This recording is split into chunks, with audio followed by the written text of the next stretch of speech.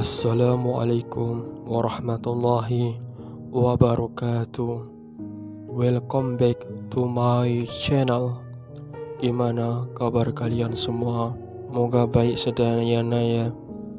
Pada video kali ini saya akan melanjutkan sebuah cerita horor yang berjudul Lemah Kuburan part yang kedua.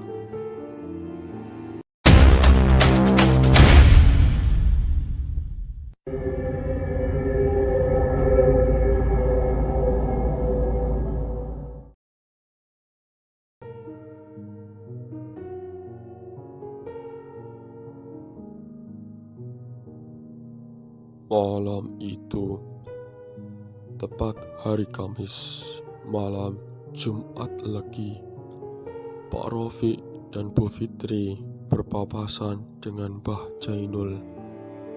Mbah Jainul yang melihat Fitri seketika berkata, "Nanti jangan turun ke bawah sampai pagi hari. Hanya ngasih arahan agar kalian selamat," ucap Mbah Jainul. Malam tiba, Pak Rofiq merasa pundaknya sangat berat sekali. Hal itu dia rasakan mungkin penyebabnya hanya pikiran. Malam tiba, Pak Rofiq merasa pundaknya sangat berat sekali. Hal itu dia rasakan mungkin penyebabnya banyaknya pikiran batinnya. Memang selama ini ada sedikit masalah di puskesmas, belum lagi di rumah yang hampir setiap hari dengan Fitri selalu berdebat karena hal sepele. "Sayang, buatin teh dong, tolong jangan manis-manis ya tehnya," ucap Pak Rofiq. Fitri yang saat itu di kamar kemudian mengiyakan perintah suaminya. Dia pergi ke dapur dan membuatkan teh untuk suaminya. Sunyi dan sepi itu yang dia rasakan pada saat di dapur.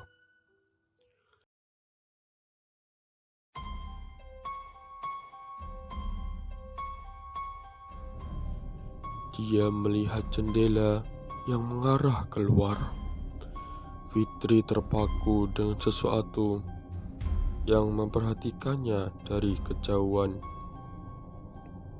Dia tidak bisa melihat dengan pasti karena memang saat itu kondisi di luar gelap. Akhirnya dia mengambil senter. Dia sorot senter itu keluar rumah. Ada yang berlari di balik pohon nangka. Fitri agak terkejut karena dia melihat sesosok yang bertubuh besar dan berbulu lebat yang berlari. Akhirnya Fitri bergegas mengambil teh dan hendak membawanya ke atas, takut keburu dingin. Tiba-tiba pintu tertutup dengan sendirinya.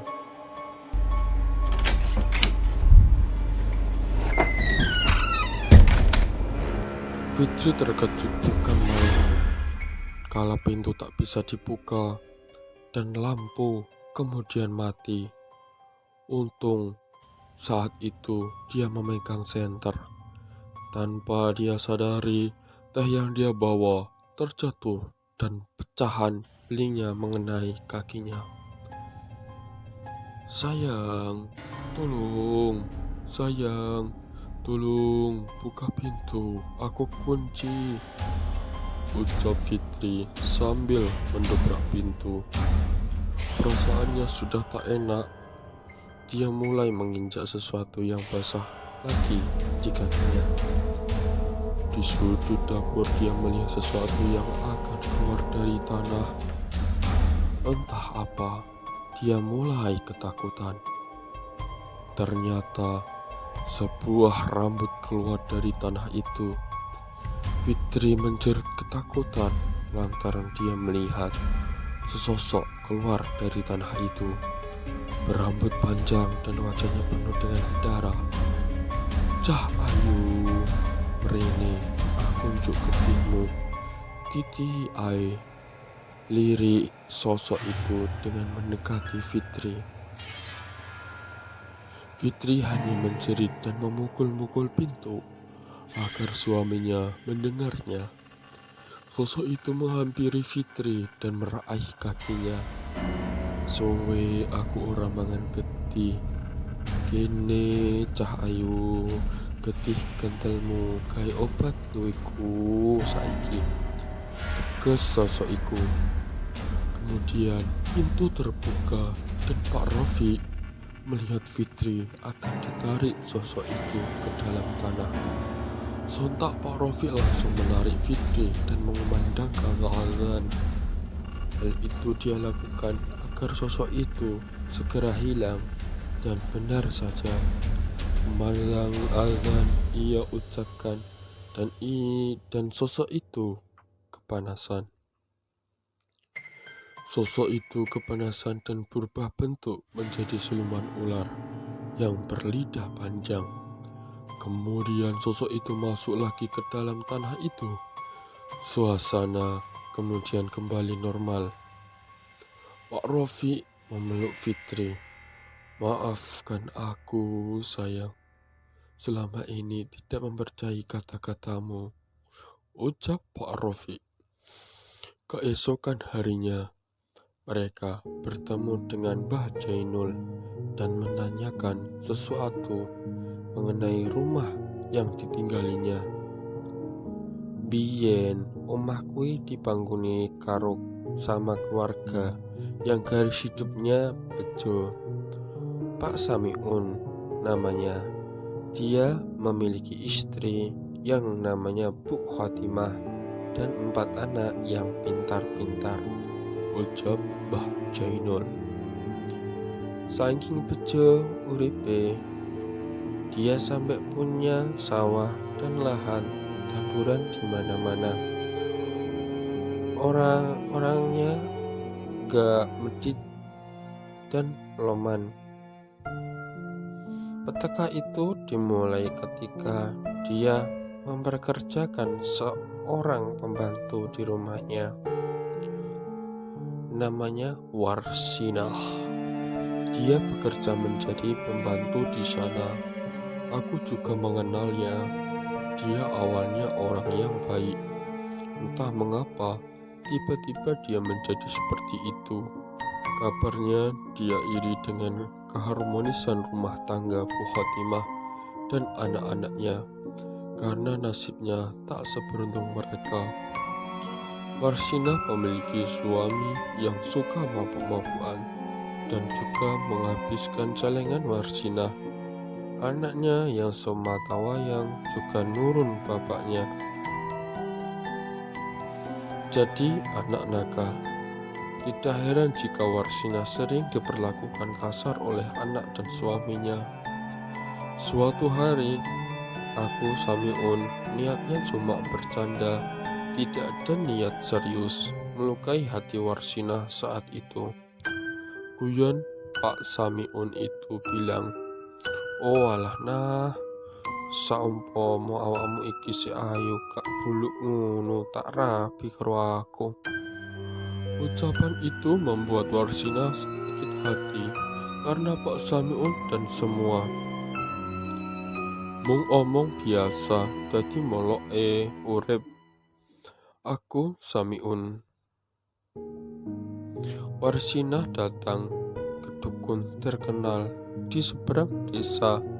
Dia meminta untuk membalaskan dendam kepada Pak Samiun dan keluarga. Akhirnya dia diberi sebuah buntelan yang isinya lemah kuburan. Jadi lemah itu dipendam di dapur sama Warsinah tanpa sepengetahuan Pak Samiun dan keluarga. Lemah itu pembawa sial untuk tempat tinggal Pak Samiun. Dulu Pak Samiun tiba-tiba usahanya bangkrut dan tanahnya di mana-mana dijual tak jarang juga aku mendengar beliau tukaran sama istrinya. Warsina setelah melakukan hal itu kemudian berhenti dan memutuskan kerja jadi TKW. Pak Samiun dan keluarga akhirnya pindah ke kota memulai bisnis di sana dan alhamdulillah sekarang mereka bisa mengembalikan lagi apa yang hilang. Rumah itu dipasrahkan ke kelurahan sama Pak Samiun, dibuat singgah untuk tamu yang berkunjung ke sini. Tapi tak jarang juga melihat hal-hal aneh di sana. Bahkan dulu juga ada yang sampai pergelangan tangannya mau putus, dan untungnya cepat ketahuan dan langsung dibawa ke rumah sakit. Jadi seperti itu ceritanya.